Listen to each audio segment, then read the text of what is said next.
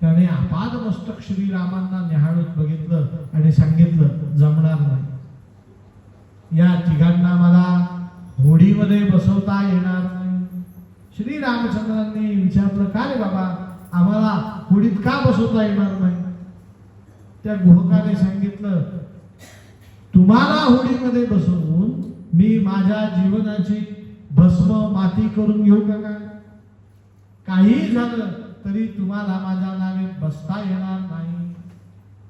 लक्ष्मणाने विचारलं असं काय झालं की आम्ही तुझ्या नावेत बसलो की तुझ्या आयुष्याचं माथेरवी? हाच प्रश्न गुहकाने विचारला, कारण गुहक आणि तो नावाडी यांचं सख्य होतं. त्याने सांगितलं गुहका तू भोळा आहेस, मी भोळा नाही. म्हणे काय झालं? म्हणे हा जो पुरुष आहे ना याचं नाव आहे श्रीराम. का बरोबर का? तुमचं नाव श्रीराम का? रामचंद्रांनी मांडलं. त्या नावाड्याने सांगितलं रामा ऐक तुम्हारो मर्ममय जाना. तुझं मी काय जाणतो? मर्म जाणतो. प्रभू रामचंद्र म्हणतात वेदांनाही माझं मर्म समजलं नाही, आणि हा नावाडी म्हणतो की तुझं काय जाणतो मी? म्हणे असं काय मर्म तुला माहिती आहे? म्हणे शुवत शिला भई नारी सुहाई, की तू एकदा तुझ्या चरणाने दगडाला स्पर्श केला तर ती दगड स्त्री झाली. म्हणजे कोण? आता बघा त्याचं गुप्तहेर खातं किती पक्क आहे. गोरखपूरला काय झालं हे त्याला प्रयागला माहिती. शुवत शिला भई नारी सुहाई.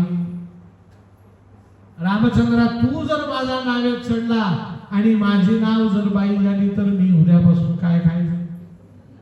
घरात एका बाईला खाऊ घालण्यासाठी ही नाव आहे, आणि या नावेत तू जर पाय दिला तर घरात किती बायका होती? ते एकीलाच खाऊ घालता घालता काय नाकी नव्हे, आणि तू जर दोन बायका मला निर्माण करून देशील. त्या प्रभू रामचंद्रांना सांगितलं की मी लक्ष्मणाला पैप तीरावर घेऊन जाईल, सीतेला घेऊन जाईल, पण रामा तुला घेऊन जाणार. रामचंद्रांच्या लक्षात आलं की हे प्रकरण थोडंसं निराळ आहे. त्यांनी त्या नावाड्याचा हात धरला आणि सांगितलं काय केलं असता मला तू नावेत बसू दे? त्या नावाड्याने सांगितलं तुला जर माझ्या नावेत बसायचं असेल तर माझी एक अट आहे. म्हणे काय? तुझे पाय मी धुईन, तुझ्या पायाला लागलेली माती मी धुवून टाकेन. कारण का? तुझ्या पायापेक्षाही तुझ्या पायांना लागलेल्या मातीचं महत्व जास्त आहे, रज. आणि मग माझ्यापणाचं समाधान झालं, तुझ्या पायाला माती नाही हे डोळ्यांनी बघितलं की मी तुला नावेत चढू दे.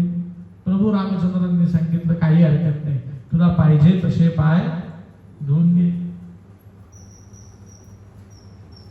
मला कथेच्या ओघात सांगायला विसरून जाईल.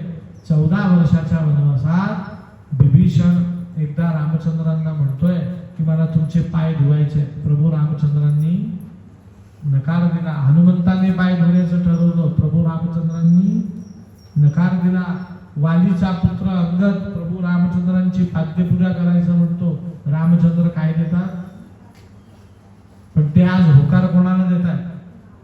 नावाड्या. तुकाराम महाराज सांगतात तुका म्हणे भोळा जिंकू जाणे कळी काळा.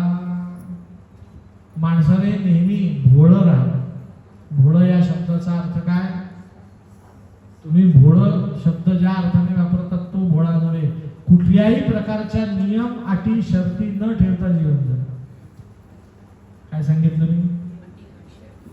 जीवन जगताना फार नियम नसावेत, फार अटी नसाव्यात, फार शर्थी नसाव्यात, अन्यथा भगवंतापासून आपण क्षणाक्षणाला काय जातो? दूर जातो. साधं जीवन जगावं. कसं जीवन जगावं? उपासनेला दृढ चालवावे, भूदेव संतासी सदा नमावे, सत्कर्म योगे वय घालवावे, सर्वामुखी मंगल बोलवावे. अशा पद्धतीने जीवन जगावं. सत्कर्म योगे वय घालवावे. वय आपलं घालवायचंच आहे आपल्याला. कधी यमदेव आणि नचिकेत राजाचा मी संवाद सांगितला तर लक्षात ठेवा, मनुष्य जन्मासाठी आपण आलेलो आहे, तर या जन्माचं यम सांगतो की तुम्ही फक्त टाइमपास करा. काय करा? तुम्हाला 100 वर्ष इथे काय करायचं? आपण एअरपोर्टला 3 तास काय करतो? एअरपोर्ट वरती टाइमपास करतो आपण. ते टाइमपास करण्यासाठी आपण एअरपोर्टवर जातो का? आपल्याला विमान पकडून आपल्या डेस्टिनेशनला जायचं असतं.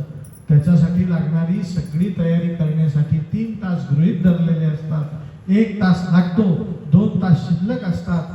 विमान पकडायचंय म्हणून 2 तास आपण काय करतो? बस.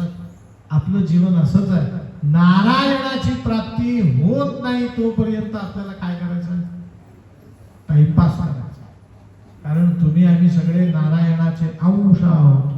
नारायणाकडनंच आलेलो आहोत, नारायणाकडे जाणार आहोत. भगवद्गीता स्वतः भगवंत सांगतात, तुम्ही सगळेजण कोण आहात? ममैवांशो जीवलोके जीवभूत सनातनः. अनादि काळापासून.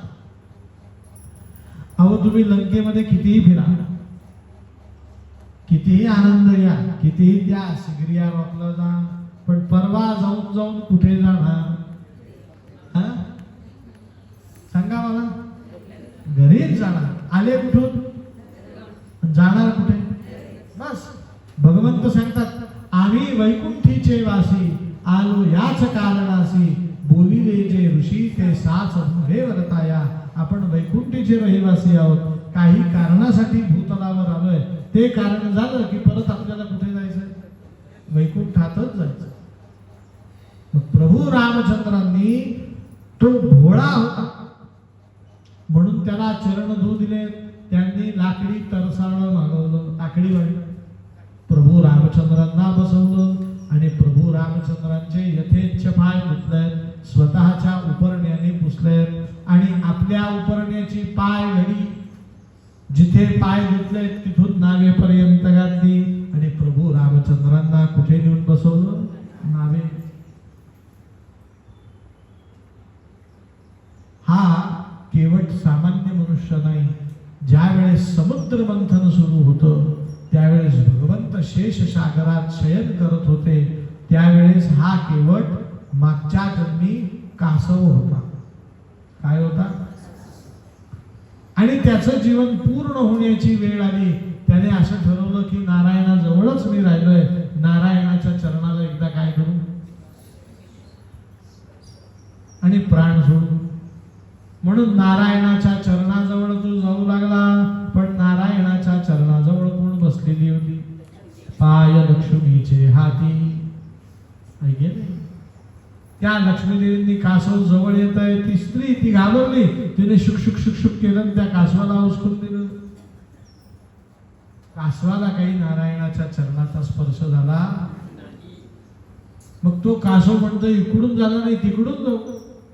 म्हणून तो डोक्याकडनं चरणाकडे जाण्याचं ठरवतो, प्रदक्षिणा मारतो. पण तिथे लक्ष्मी देवींपेक्षा मोठा मनुष्य उभा. कोण? त्याने तर तो कासव स्वतःच्या अंगावर चढलेला बघितला आणि त्याच्यावरती विषाचे काय करू लागला? फुटकार करू लागला आणि ते विष त्या कूर्म म्हणजे कासवावर पडलं. कासव गतप्राण झाला. ती इच्छा, नारायणाच्या चरणाला स्पर्श करण्याची इच्छा त्याने केवट होऊन काय केली? पूर्ण केली. हे का सांगतो मी? तर प्रभू रामचंद्रांचे चरण तो केवट धूत असताना रामचंद्र लक्ष्मीकडे पाहतात, लक्ष्मणाकडे पाहतात, सीतेकडे लक्ष्मणाकडे.